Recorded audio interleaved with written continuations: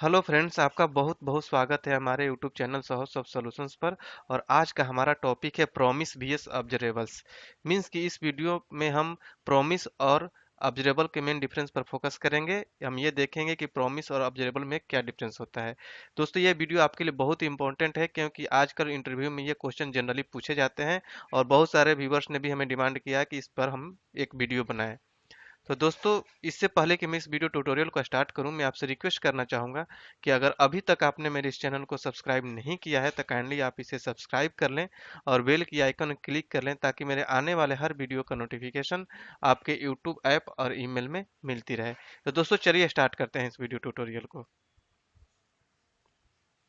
तो दोस्तों, सबसे पहले बात करेंगे हम प्रॉमिस की। दोस्तों, अगर बात करें हम प्रॉमिस और ऑब्जरेबल की तो दोनों का वर्क एक तरीके से एक ही जैसा होता है, लेकिन फिर भी इसमें दोनों में डिफरेंस है जिसकी हम डिस्कस करेंगे इस वीडियो ट्यूटोरियल में।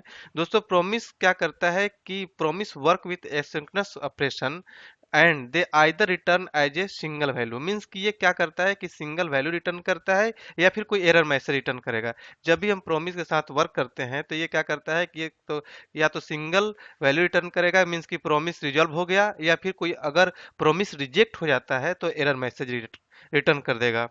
अगला चीज, यह बात हमें यह याद रखना चाहिए प्रॉमिस के बारे में कि अगर हमने कोई रिक्वेस्ट इनिशिएट कर दिया तो उसको हम कैंसिल नहीं कर सकते।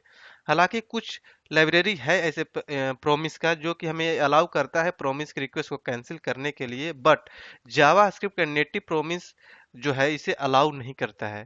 तो ये भी एक मेन रीजन हो सकता है आपके प्रॉमिस का ड्रॉबैक, क्योंकि अगर हम प्रॉमिस में कोई रिक्वेस्ट इनिशिएट कर देते हैं तो उसको हम कैंसिल नहीं कर सकते।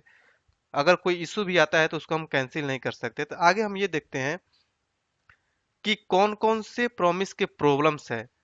अगर यहाँ पर हम बात करें कि what if we I want to cancel a request to the API. Means कि अगर एपीआई से हमें किसी रिक्वेस्ट को कैंसिल करना होगा तो हम क्या करेंगे। अगर हमारे पास कोई रिक्वेस्ट फेल कर गया तो उसको हम रिट्राई कैसे करेंगे। ये ये दोनों बहुत ही मेन रीजन होता है प्रॉमिस के लिए कि दोस्तों, अगर हमने किसी एपीआई में हमने रिक्वेस्ट भेज दिया, अगर हमारे पास कोई प्रॉब्लम आ गया तो उसको कैंसिल कैसे करेंगे, जो कि प्रॉमिस हमें प्रोवाइड नहीं करता है। अगला होता है कि अगर हमारा रिक्वेस्ट फेल कर गया तो उसको हम रीट्राई कैसे करेंगे, ये भी हमारे प्रोवाइड नहीं करता प्रॉमिस। तो ये छोटे एप्लीकेशन में तो इजीली हो जाता है, लेकिन अगर हम बात करें बड़े एप्लीकेशन का तो प्रॉमिस क्या है, वहां पर मैनेज करने में प्रॉब्लम क्रिएट करता है, कम्प्लेक्स हो जाता है। तब हमारे सीन में आता है ऑब्जरेबल। इन सारी चीजों को ऑब्जरेबल क्या करता है कि सॉर्ट आउट कर देता है। इसके पास कैंसिल करने का भी प्रोविजन है। आप रिट्राई कर सकते हैं, रिप्ले कर सकते हैं, रिट्राई वेन नाम का मेथड यूज कर सकते हैं, डिले भी कर सकते हैं। इन सारे चीजों को हम यूज करके प्रॉमिस के सारे जो ड्रॉबैक्स है उसको हम इजिली सॉर्ट आउट कर देते हैं। मीन्स कि an observable is an array और a sequence of event over time. It has at least two participants. Means कि इसमें एटलीस्ट दो पार्टिसिपेंट्स होना चाहिए। एक तो क्रिएटर होता है जो कि डेटा सोर्स होता है, और दूसरा सब्सक्राइबर जो कि डेटा को जो आता है वहां पर सब्सक्रिप्शन को वहां पर कंज्यूम करता है, जहां पर डेटा कंज्यूम होगा। मीन्स कि एक जहां से डेटा आ रहा है, डेटा सोर्स हो गया, और जहां पर कंज्यूम होता है, दोनों चीजें होती हैं यहाँ पर। और यहाँ पर कंपेयर एज पर compare promise observable can be cancel. Observable को हम कैंसिल कर सकते हैं। और यहाँ पर जो आर एक्स जे एक्स जो है इसको यूनिफाई कर दिया आइडिया प्रोमिस को, कॉलबैक्स को and data flow and making them easier to work with. Means कि आर एक्स जी एस ने इसको बहुत ही इजी कर दिया है इसके साथ काम करने का। Observable provide operators like map, for each, reduce, similar to an array. ये सारी चीजें हम ऑब्जरेबल में इजीली यूज कर लेते हैं। और यहाँ पर पावरफुल ऑपरेटर्स जो होता है रीट्राई का, जो कि हमारे प्रॉमिस में नहीं था। अगर वहां पर आपका कोई रिक्वेस्ट रिजेक्ट हो जाता है या फिर कोई फेल कर जाता है रिक्वेस्ट, वहां पर हम रीट्राई नहीं कर पाते थे, अब ऑब्जरेबल में कर सकते हैं।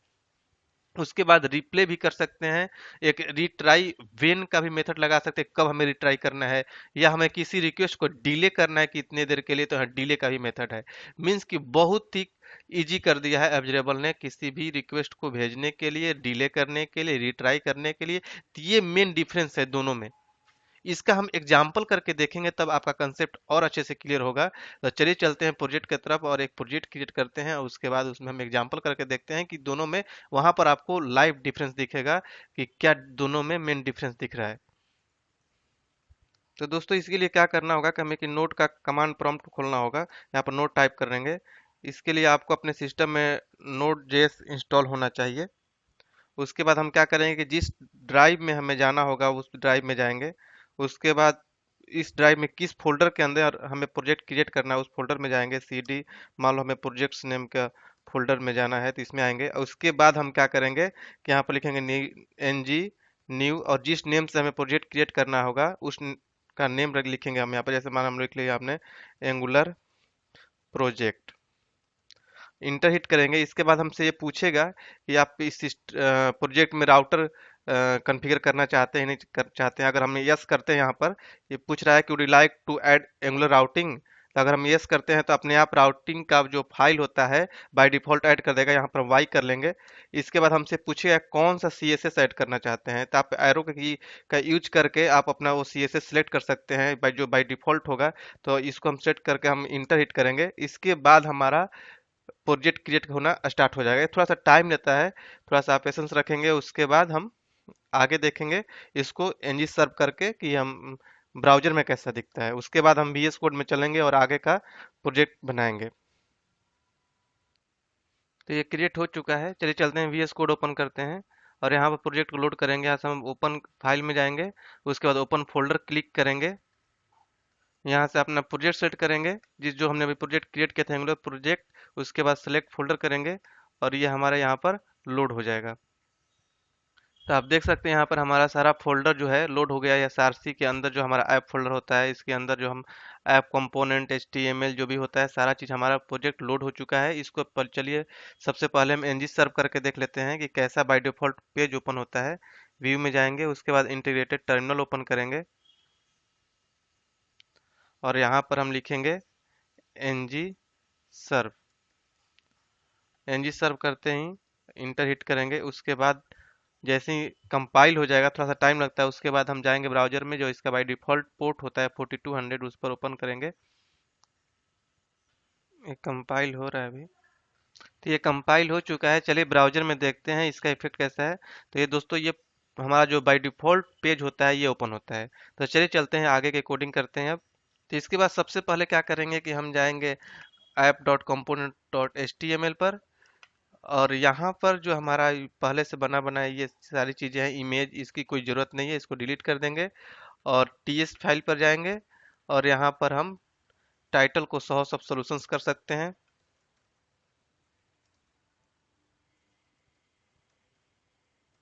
ये एज ए टाइटल हमारा दिखेगा।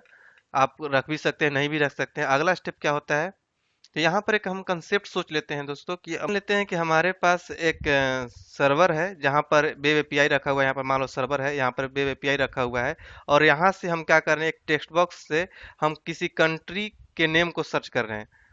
तो यहाँ पर टेक्स्ट बॉक्स में हम क्या करेंगे कि की अप पर हम प्रॉमिस के रिक्वेस्ट को भेजेंगे। तो जैसे ही हम यहाँ पर आई क्लिक किए तो एक रिक्वेस्ट यहाँ से चला जाएगा। यहाँ पर एक रिक्वेस्ट चला जाएगा आई को लेकर के, आई से रिलेटेड कंट्री को यहाँ पर सर्च करेगा। एक रिक्वेस्ट चला गया। फिर दूसरी बार अगर हम यहाँ पर एन क्लिक करते हैं, आई एन हमने कर दिया, तो अब अगली बार एक और रिक्वेस्ट जाएगा आई एन को लेकर, मीन्स दोनों को लेकर एक और रिक्वेस्ट चला जाएगा। यहाँ पर यहाँ पर एक और रिक्वेस्ट चला गया, इसमें सर्च करेगा उस एपीआई से। फिर अगली बार अगर हम यहाँ पर आई एन डी क्लिक किया हमने, तो मीन्स कि आई एन डी के लिए एक दूसरा फिर एक और रिक्वेस्ट चला जाएगा यहाँ पर। मीन्स कि बार बार एक ही वर्क के लिए हम रिक्वेस्ट भेज रहे हैं। मीन्स कि यहाँ पर किसी रिक्वेस्ट को कैंसिल करने के लिए हमारे पास सॉल्यूशन नहीं है। तो यही चीज क्या होता है ऑब्जरेबल में, क्या होता है कि हम किसी भी रिक्वेस्ट को कैंसिल कर सकते हैं। इसमें मतलब कि हमने जैसे ही आई क्लिक किया तो किसी अगली बार हमने एक एन क्लिक किया तो कितने भी मिली सेकेंड के लिए हम अगले रिक्वेस्ट को कैंसिल कर सकते हैं। तब तक user I N D type कर चुका रहेगा तो आई एन डी भेज देंगे। फिर अगले किसी मिली सेकेंड के लिए हम फिर उसको रिक्वेस्ट को कैंसिल कर देंगे। फिर अगली बार आई इंडिया इंडिया टाइप कर दिया हो तो पूरे इंडिया को लेकर सर्च कर देगा। तो ये क्या होता है कि हम बार बार रिक्वेस्ट को हिट नहीं कर रहे हैं, एपीआई को हिट नहीं कर रहे हैं, बार बार रिक्वेस्ट नहीं भेज रहे हैं, अपने अकॉर्डिंग हम रिक्वेस्ट को कस्टमाइज कर दे रहे हैं, कितने मिली सेकेंड तक हमें किस रिक्वेस्ट को कैंसिल करके रखना है, अगर कोई हमारा रिक्वेस्ट फेल हो गया तो उसको कैसे रिट्राई करना है, इन सारे चीज़ों को अवेलेबल हमें प्रोवाइड करता है, उसको हम अपने तरीके से कस्टमाइज कर सकते हैं। वो भी हम रिट्राई कब करना है वो भी हम सेट कर सकते हैं, रिप्ले करना है उसको भी रिप्ले कर सकते हैं। मीन्स कि अलग अलग मेथड प्रोवाइड करता है अवेलेबल, जो के थ्रू हम अपने रिक्वेस्ट को कस्टमाइज करके प्ले कर सकते हैं। जिससे क्या होगा कि हमारे एप्लीकेशन का परफॉर्मेंस होगा बहुत फास्ट होगा, क्योंकि एंगुलर का मोटिव भी होता है कि एप्लीकेशन को परफॉर्मेंस को बेटर करना। तो दोस्तों चलिए इसका प्रैक्टिकल करेंगे, तब आपका कंसेप्ट और अच्छे से क्लियर होगा। वहां पर हम दिखाएंगे लाइव में कि यहाँ पर हम रिक्वेस्ट भेज रहे हैं तो किस तरीके से हमारा इफेक्ट हो रहा है वेब एपीआई पर। तो सबसे पहले हम क्या करेंगे कि HTML पेज पर जाएंगे, और यहाँ पर हम क्या करेंगे कि टेक्स्ट बॉक्स डिजाइन कर लेंगे, एक टेक्स्ट बॉक्स, और यहाँ पर जहाँ पर सर्च का रिजल्ट आएगा वो दिखा लेंगे। यहाँ पर मीन्स कि यहाँ पर हम कंट्री, यहाँ पर हेडर दे दिया कंट्री नेम सर्च, उसके बाद हम की अप पर एक सर्च मेथड को बना रहे हैं, कॉल कर रहे हैं, और इसको हम डिफाइन करेंगे TS पेज पर। और यहाँ पर NG इफ मीन्स रिजल्ट में जितने लेंथ है उसको बारी बारी से यहाँ पर रिजल्ट नेम में बाइंड करा रहे हैं। यहाँ पर आप देखें इंटरपोलेशन करके हम यहाँ पर बाइंड कर रहे हैं।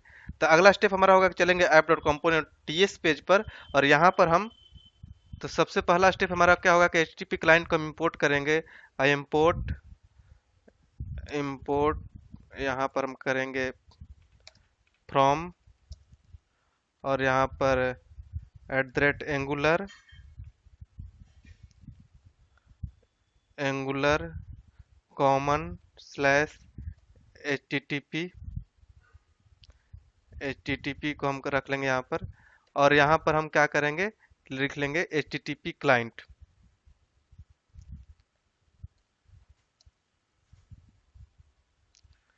HTTP यहाँ पर टाइप करना होगा HTTP क्लाइंट, ये हमने कर लिया।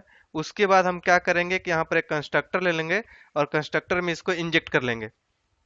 यहाँ पर हम कंस्ट्रक्टर लेंगे, और यहाँ पर हम क्या करेंगे इसको इंजेक्ट कर लेंगे। यहाँ पर लिखेंगे हम प्राइवेट, और यहाँ पर हम HTTP, और यहाँ पर HTTP क्लाइंट रख लेंगे इसको। उसके बाद एक हम एरे बना लेते हैं, जिसमें हम क्या करेंगे कि प्राइवेट रिजल्ट जो कि हमारा सर जितना रिजल्ट होगा इस एरे के अंदर आएगा। इसके बाद हम एक मेथड बनाएंगे यहाँ पर, जो कि हमारा ये सर्च वाला मेथड होगा, जो सर्च को ये इस मेथड को हम डिफाइन कर लेंगे यहाँ पर। और यहाँ पर इस सर्च में आइटम जो आएगा यानी, और यहाँ पर हम क्या कर रहे हैं दोस्तों कि हम एक एपीआई यूज कर रहे हैं।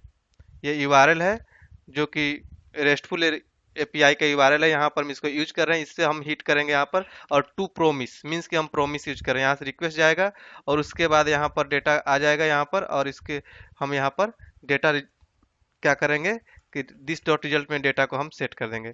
ठीक है, तो उसके बाद हम क्या होगा कि हम इसके रिजल्ट को वहाँ पर हम बाइंड कर रहे हैं।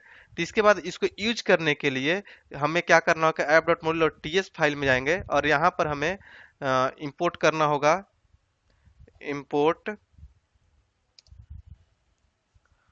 फ्रॉम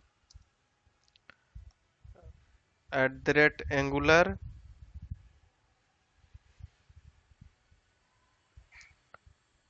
कॉमन स्लैश HTTP, और यहाँ पर हम कर लेंगे HTTP क्लाइंट मॉड्यूल।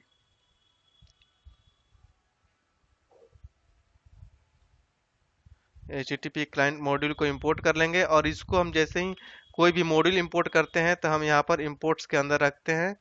यहाँ पर हम रख लेंगे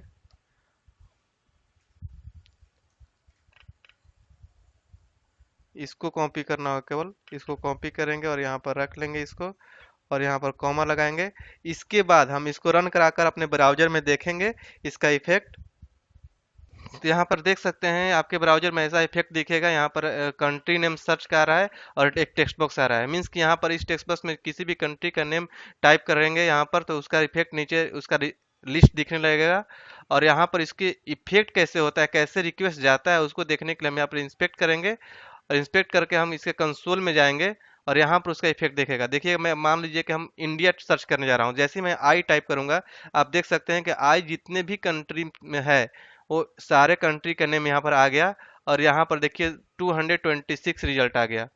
आई के लिए एक रिक्वेस्ट चला गया। जैसे ही मैं यहाँ पर एन टाइप किया, आप देखिए दोबारा रिक्वेस्ट गया आई एन के लिए, और यहाँ पर देख सकते हैं 68 रिजल्ट लेकर आया। फिर जैसे ही मैं डी टाइप करूंगा, आप देख सकते हैं कि फिर एक बार आई एन डी के लिए फिर अगेन एक रिक्वेस्ट चला गया, और ये 5 रिजल्ट लेकर आया। इसके बाद हम यहाँ पर आई टाइप करेंगे तो आप देखिए 2 रिजल्ट लेकर आ गया। मीन्स कि जितना बार टाइप कर रहे हैं उतना बार आई एन डी आई के लिए एक और रिक्वेस्ट चला गया। फिर यहाँ पर मैं ये टाइप करता हूँ तो फिर 2 रिजल्ट लेकर आएगा। मीन्स कि आई एन डी आई के लिए भी जैसे रिक्वेस्ट गया तो फिर 2 रिजल्ट लेकर आ गया। तो इस पर हम देख सकते हैं यहाँ पर कि 2 रिजल्ट कौन कौन से इंडिया है, एक ब्रिटिश इंडियन ओशियन है। अगर मैं यहाँ पर एन टाइप करता हूँ तो यहाँ पर आप देख सकते हैं केवल एक रिजल्ट लेकर आया।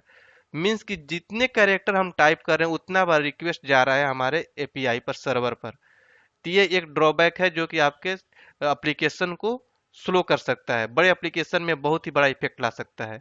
तो इसको ठीक करने के लिए हम कैसे अवेलेबल में इसको हम कैंसिल कर देते हैं एक दो रिक्वेस्ट को, किस तरीके से हम अपने एप्लीकेशन को फास्ट करते हैं, कौन सा इफेक्ट लेकर आया अवेलेबल, उसको चलिए देखते हैं। चलते हैं एप्लीकेशन में। यहाँ पर हम जाएंगे HTML में, और यहाँ पर हमने सिंपल लिया था, यहाँ पर रिएक्टिव फॉर्म यूज करेंगे, तो इसलिए हम क्या करेंगे, इसको हम हटा देंगे, इसकी हमें कोई जरूरत नहीं है। यहाँ पर हम जाएंगे और इस डिव को, जहाँ तक है हमारे इस डिव को हटा देंगे, और ये एक डिव हमारा क्लोज करना होगा यहाँ पर डिव। और यहाँ पर हम रखेंगे अपने एक दूसरे HTML डिजाइन को। यहाँ पर हम फॉर्म कंट्रोल यूज कर रहे हैं इनपुट में, या हमें टर्म को हम यूज कर लेंगे, जो हमारा टर्म टाइप होगा वहां पर आएगा, और रिजल्ट को यहाँ पर हम बाइंड कर लेंगे। इसके लिए हमें क्या करना होगा कि app.module.ts फाइल में जाएंगे, और हमें इंपोर्ट करना होगा रिएक्टिव फॉर्म के लिए फॉर्म मॉड्यूल को। यहाँ पर इंपोर्ट करेंगे, इंपोर्ट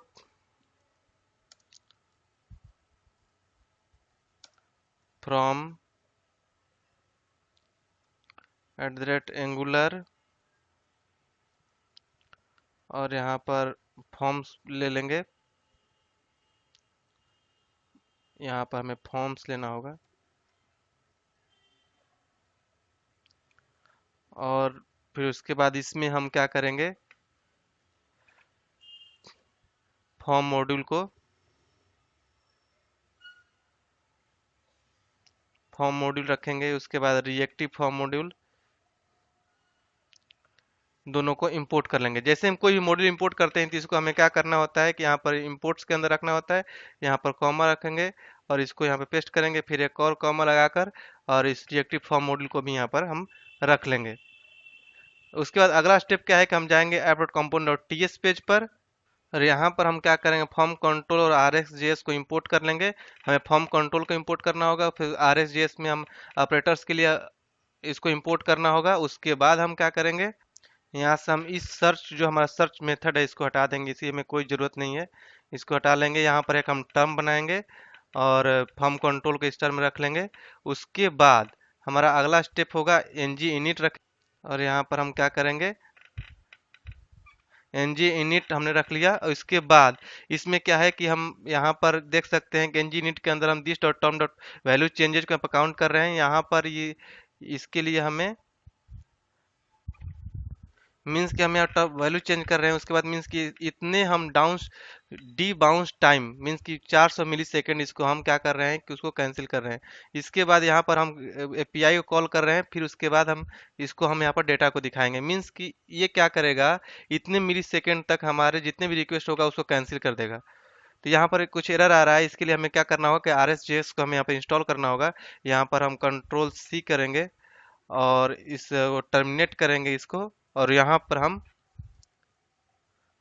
पर इसके लिए आपको टाइप करना होगा npm install dash dash save rxjs dash compact। इसको जैसे इंटर हिट करेंगे तो इंस्टॉल होने लगेगा, थोड़ा सा टाइम लगता है, इंस्टॉल हो रहा है। और यहाँ पर ये इंस्टॉल हो गया है। अब ये क्या करेंगे, ng सर्व करेंगे। अब इसके ब्राउजर में हम जाएंगे, इंटर हिट करेंगे, थोड़ा सा टाइम लगता है, अभी कंपाइल होगा, उसके बाद हम ब्राउजर में इफेक्ट देखेंगे। तब तक मैं आपको एक चीज बता दूं कि अगर इस फंक्शन से हम इन दोनों लाइन को हटा देते हैं तो ये भी हमारे प्रोमिस जैसा ही वर्क करने लगेगा। यही दोनों मेथड जो है हमारा अवेलेबल अलग सेट करता है, जिसके चलते क्या होता है कि डी बाउंस टाइम हम सेट कर देते हैं। इतने देर तक जितना भी रिक्वेस्ट जाएगा उसको ये बाउंस कर देगा, मीन्स कि कैंसिल कर देगा। इसका भी इफेक्ट मैं दिखाऊंगा, ब्राउजर में एक बार कंपाइल हो जाए तो ये कंपाइल हो चुका है, चलिए जल्द देखते हैं इसके इफेक्ट हम ब्राउजर में। अब यहाँ पर क्या होगा कि हम अब किसी कंट्री के नेम को सर्च, जैसे इंडिया ही सर्च करेंगे, तब जितना देर में हम टाइप करेंगे उतने 400 मिली सेकेंड तक वो रिक्वेस्ट नहीं भेजेगा। जैसे मान लो हम दोस्तों हमने यहाँ पर IND कर दिया, देखिए 3 बार रिक्वेस्ट नहीं गया, केवल एक ही बार रिक्वेस्ट गया, मीन्स कि 5 रिकॉर्ड लेकर आ गया। मीन्स कि इसको 3 बार रिक्वेस्ट भेजना चाहिए था, एक ही बार रिक्वेस्ट भेजा। अगर यही चीज मैं यहाँ से कोड में से इस कोड में से इन दोनों लाइन को हटाता हूँ, कमेंट करता हूँ Ctrl+C, तो ये प्रोमिस की तरह वर्क करेगा। इसको सेव करके हम देखेंगे, तो अगर IND टाइप करेंगे 3 बार रिक्वेस्ट चला जाएगा। चल देखते हैं ब्राउजर, और यहाँ पर देखते हैं जैसे मैं टाइप करूंगा IND, देखिए 3 बार रिक्वेस्ट गया, 1 2 3। मीन्स कि ऑब्जर्वेबल हमें ये दो मेथड देता है, बहुत सारे ऐसे मेथड देता है जिसको हम यूज करके अपने एप्लीकेशन को फास्ट कर लेते हैं। तो इसी तरीके से मैं यहाँ पर इसको रख लूंगा, मैं यहाँ पर अनकमेंट कर दिया। अब इसको हम सेव करके देखेंगे। अब यहाँ पर मैं टाइप करूंगा IND किया, तो देखिए एक ही बार गया।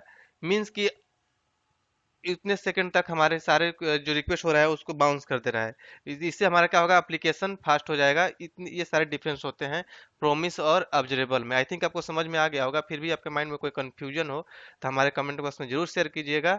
और आपको वीडियो बहुत अच्छा लगा हो तो ज़्यादा से ज़्यादा शेयर कीजिए, लाइक कीजिए, ताकि सबको देखने को मिले। और हाँ, हमारे चैनल को जल्द सब्सक्राइब कर लीजिए और बेल के आइकन को क्लिक कर लीजिए, ताकि जैसे ही मैं कोई नया वीडियो डालूँ तो आपको तुरंत नोटिफिकेशन पहुंचे। तब तक के थैंक यू सो मच।